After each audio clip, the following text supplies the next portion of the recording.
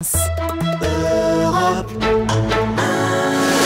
1, 6h26 en ce 19 septembre 2014. Et comme tous les matins, nous retrouvons Franck Ferrand aujourd'hui dans l'histoire. Bonjour Franck. Bonjour Maxime. Nous sommes donc le 19 septembre 2014, mais en quel 19 septembre êtes-vous ?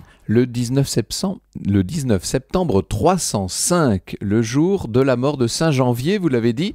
Alors vous savez que 2 fois par an, dans la cathédrale de Naples, à San Gennaro, ça veut dire Saint Janvier en italien, on sort des fioles qui contiennent le sang de Saint Janvier sous forme solide.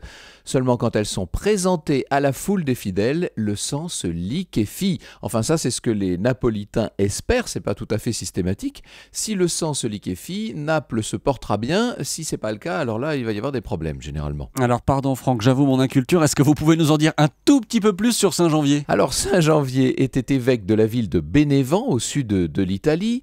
On est donc au début du IVe siècle, c'est l'époque de la grande persécution des chrétiens par les empereurs romains. Autant vous dire qu'être évêque à l'époque, c'est pas forcément la planque.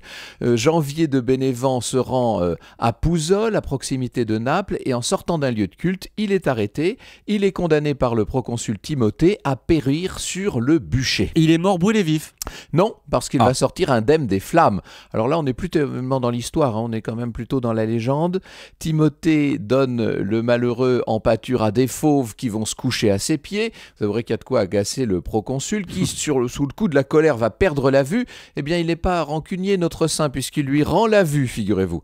Ça ne l'empêchera pas d'être décapité. Et c'est à ce moment-là qu'une femme, on est toujours dans cette légende de Saint Janvier, qu'une femme récupère le sang du saint et va le mettre dans les fameuses fioles que vous pouvez toujours voir à San Gennaro à Naples. Et est-ce qu'on a ne serait-ce qu'essayé d'expliquer le phénomène de liquéfaction du sang ? Oui, on a essayé, mais dans la mesure où on n'a pas le droit d'ouvrir les fameuses fioles, vous imaginez bien que les scientifiques sont un peu désarmés. Certains ont essayé de reproduire l'expérience grâce à des produits de l'époque, avec un succès pour le moins mitigé, mais ça évidemment c'est une toute autre histoire. Et l'histoire, on la retrouve avec vous tout à l'heure à 14h sur Europe 1, Franck. Oui, on revivra l'incroyable épisode de l'exil de Napoléon sur l'île d'Elbe.